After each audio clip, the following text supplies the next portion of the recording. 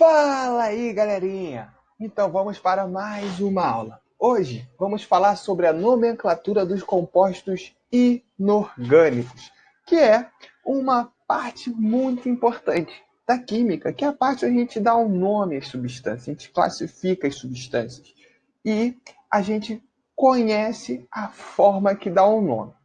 Para a gente aprender a dar o nome, a gente tem que conhecer as substâncias e entender que existem algumas regrinhas. Por exemplo, o que acontece? Nós vimos que as substâncias inorgânicas podem ser classificadas em 4 grupos. São eles: ácidos, básicos, sais e óxidos. Portanto, o que a gente tem? Cada grupo vai apresentar uma forma de nomenclatura, uma forma de nomear. Por exemplo, os ácidos serão chamados de ácidos de alguma coisa. As bases de hidróxidos de alguma coisa. Os sais vão ter a sua regra e os óxidos também.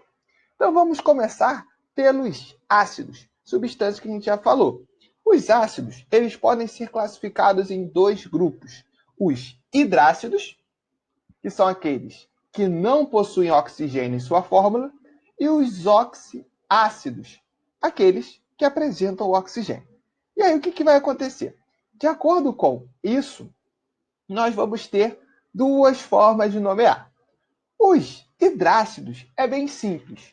Como a gente pode observar nesse quadrinho aqui, eu tenho ácido, nome do elemento e o sufixo hídrico. Ou seja, eu vou colocar ácido, já que ele é um ácido, vou utilizar o nome do elemento diferente de hidrogênio, né, que representa o e o sufixo hídrico. Por exemplo, aqui eu tenho o HCl. HCl, eu tenho hidrogênio e o cloro, Cl. Como eu tenho cloro, o nome do elemento utilizado vai ser ele. Então, eu vou colocar o nome desse ácido de ácido, cloro, mais o sufixo hídrico, clorídrico. Olha que fácil. Agora, no caso do H2S, eu tenho o enxofre, S, enxofre.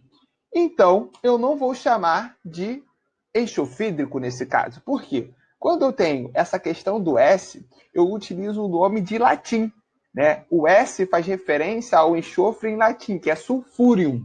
Por isso, eu vou chamar esse ácido de ácido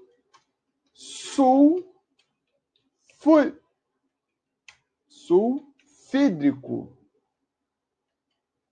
Né? E por último, aqui eu tenho o exemplo do CN, HCN. H, carbono, H, hidrogênio, C, carbono, N, nitrogênio. Nesse caso, eu tenho 2 elementos. Então, não existe um nome único para eles, né? Já que é carbono e nitrogênio. Então, eu vou criar um nome para eles. Nesse caso, CN, ciano. Então, eu vou chamar esse camarada de ácido cianídrico. Como viu que é simples? É muito simples, não tem segredo, gente. É fácil, fácil, fácil, fácil demais.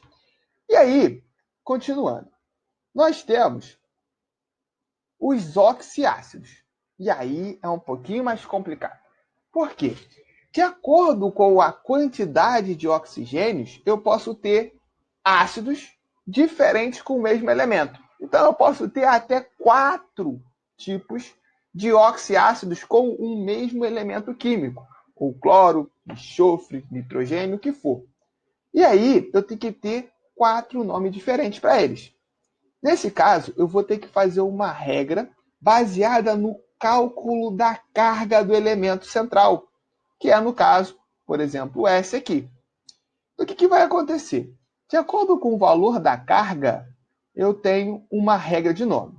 Se a carga for mais 7, eu vou colocar ácido, acrescento o prefixo per, o nome do elemento, mais o sufixo ico.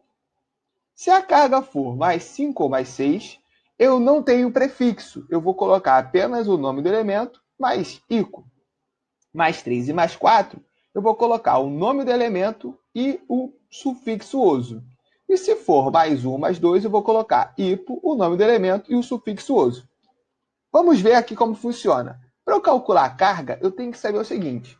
A soma da carga de todos os elementos presentes vai ser sempre igual a zero.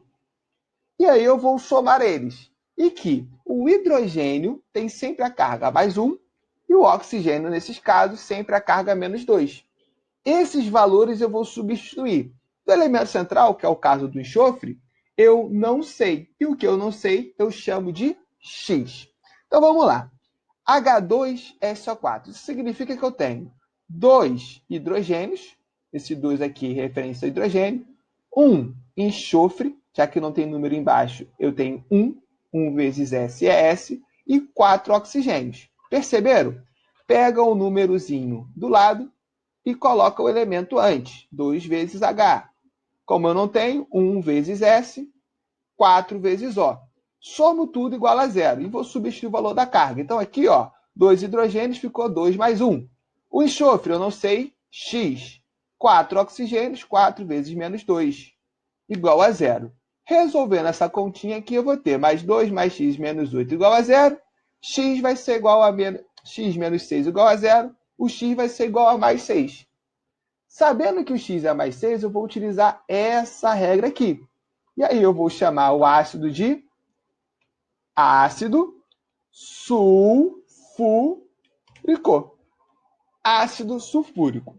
Fazendo a mesma continha aqui, só que agora eu tenho 3 oxigênios, eu vou perceber que esse meu camaradinho aqui vai ter a carga mais 4. Né? A conta é a mesma. O que vai mudar é que o 3, que está aqui, vai multiplicar menos 2. Então, aqui era 4, aqui é 3. Então, eu vou diminuir em 2 a carga. Nesse caso, a regra que eu vou utilizar vai ser essa daqui.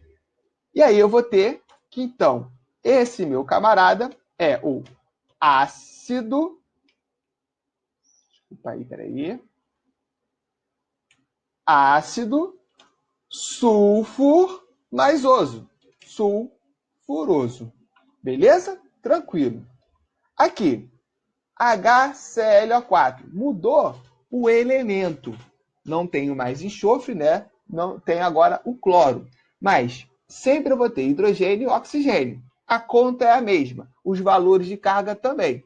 Então, o cálculo vai ser sempre igual. O que vai mudar é só o elemento aqui, a quantidade de hidrogênio e de oxigênio. Então, eu tenho HClO4, H mais Cl mais 4O igual a zero. Mais 1 mais X mais 4 vezes menos 2 igual a zero. Então, eu vou ter que mais 1 mais X menos 8 é igual a zero. X menos 7 igual a zero. Passa para o outro lado, o X vai ser mais 7. O X mais 7, vamos voltar aqui, eu vou usar essa regra aqui, que eu vou colocar P, o nome do elemento, mais ICO. Portanto, se o nome do elemento é cloro, então eu vou ter o ácido perclórico. No exemplo do lado, eu tenho apenas um oxigênio, não mais 4 oxigênios. Então a conta vai ser diferente por causa disso.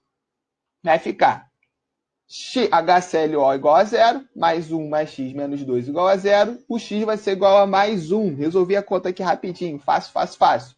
Nesse caso, a regra que eu vou utilizar é essa daqui.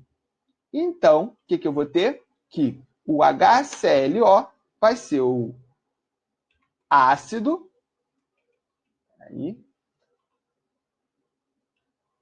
ácido hipocloroso.